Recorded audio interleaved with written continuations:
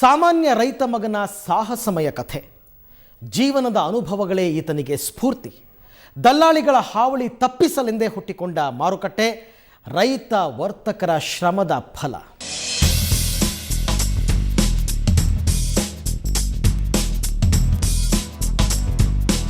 ಸರ್ಕಾರಿ APMC ಮಾರ್ಕೆಟ್ಗಳಿಗೆ ಸಡ್ಡು ಹೊಡೆಯುವ ರೀತಿಯಲ್ಲಿ ಇಲ್ಲೊಂದು ಖಾಸಗಿ ಮಾರ್ಕೆಟ್ ತಲೆ ಎತ್ತಿದೆ.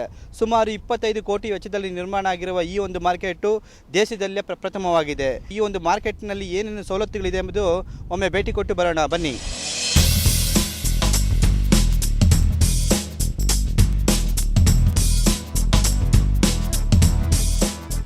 ಬಯಲು ಸೀಮೆಯ ಸಾಮಾನ್ಯ ರೈತನ ಮಗನ ಸಾಹಸದಿಂದಲೇ ದೇಶದ ಮಾಡರ್ನ್ ವೆಜಿಟೇಬಲ್ ಮಾರುಕಟ್ಟೆ ನಿರ್ಮಾಣ ಸಾಧ್ಯವಾಗಿದ್ದು ನಿಜ. ಇದು ಗೋಪಾಲಗೌಡರ ಕನಸಿನ ಕೂಸು. ದೇಶದಲ್ಲಿಯೇ ಮೊದಲ ಖಾಸಗಿ ಹಣ್ಣು ಮತ್ತು ತರಕಾರಿ ಮಾರಾಟ ಮಾಡುವ ಮಾಡರ್ನ್ ಮಾರುಕಟ್ಟೆ ನಿರ್ಮಾಣವಾಗಿದೆ.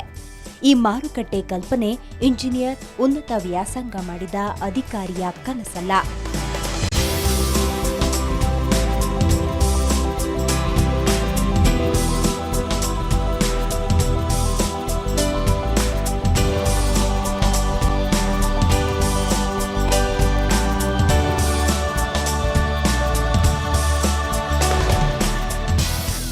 ಇದು ಒಬ್ಬ ಸಾಮಾನ್ಯ ರೈತನೊಬ್ಬನ ಕನಸು. 10ನೇ ತರಗತಿ ಮುಗಿಸಿದ ಗೋಪಾಲರ ಕಲ್ಪನೆಯ ಅರಮನೆ ಇದಾಗಿದೆ. ಮೂಲತಃ ಮುಳಬಾಗಿಲು ತಾಲೂಕು ದೊಡ್ಡ ಬೇವಲ್ಲಿ ಗ್ರಾಮದ ಮುನಿಯಪ್ಪ, ನಾಗರತ್ನಮ್ಮ ದಂಪತಿಯ ಮಗ ಗೋಪಾಲ್. ಬಾಲ್ಯದಿಂದಲೇ ತಂದೆ ಜೊತೆ ವ್ಯಾಪಾರ ವಹಿವಾಟಿನ ಅನುಭವ ಪಡೆದ್ರು. ಜೊತೆಗೆ ದೇಶದ ಇತರ ಮಾರುಕಟ್ಟೆಗಳಿಗೆ ಭೇಟಿ ನೀಡಿ ಅಲ್ಲಿನ ಸ್ಥಿತಿಗತಿಗಳನ್ನು ಅಧ್ಯಯನ ಮಾಡಿದ್ರು.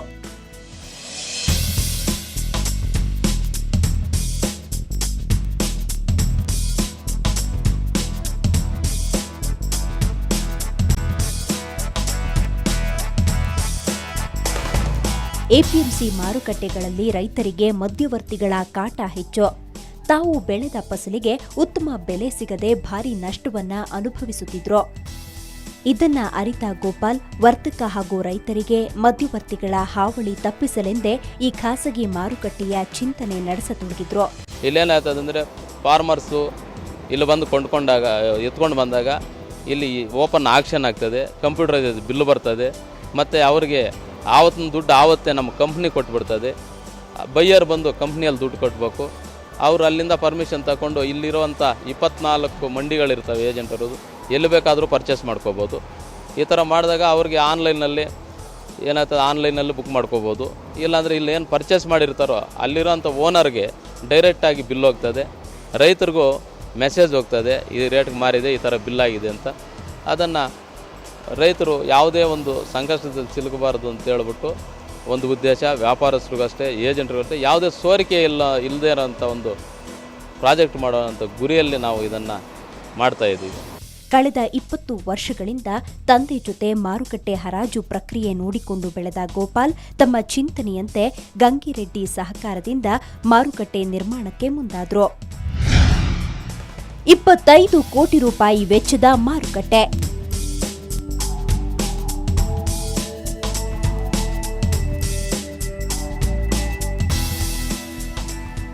ಅಂದಹಾಗೆ ಈ ಮಾರುಕಟ್ಟೆಯಲ್ಲಿ ಇಂತಹದ್ದು ಇಲ್ಲ ಅನ್ನುವಂತಿಲ್ಲ.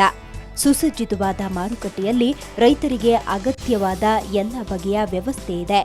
ರೈತರಿಗೆ ಇವಾಗ ಏನಾಗ್ತದೆ ಅಂದರೆ ಕ್ರೇಟ್ಸ್ ಎಲ್ಲ ನಾವೇ ಕೊಡ್ತಾ ಇದ್ದೀವಿ. ರೈತರಿಗೆ ಟ್ರಾನ್ಸ್ಪೋರ್ಟು ಇದು ಮಾಡ್ತಾ ಇದ್ದೀವಿ.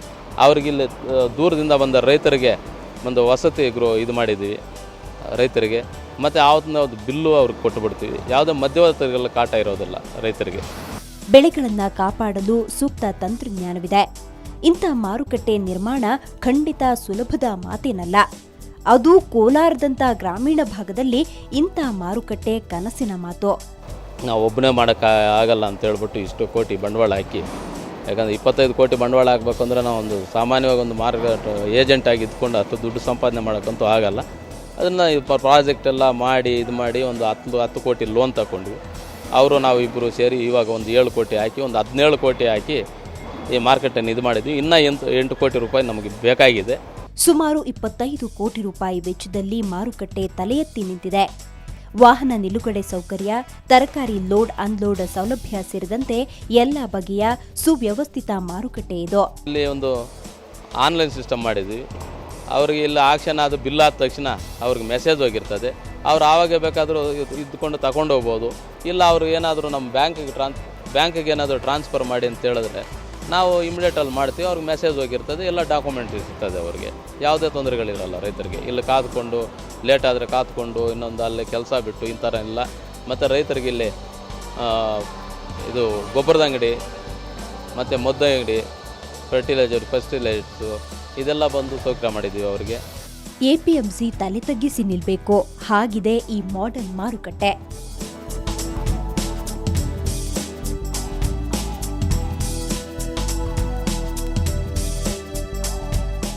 ಈ ಮಾರುಕಟ್ಟೆಯಲ್ಲಿ ಅದು ಯಾವ ರೀತಿಯ ಸೌಲಭ್ಯಗಳಿವೆ, ರೈತರಿಗೆ ಏನೆಲ್ಲ ಅನುಕೂಲಗಳಿವೆ ಅನ್ನೋದನ್ನು ಹೇಳ್ತೀವಿ ಒಂದು ಬ್ರೇಕ್ನ ನಂತರ.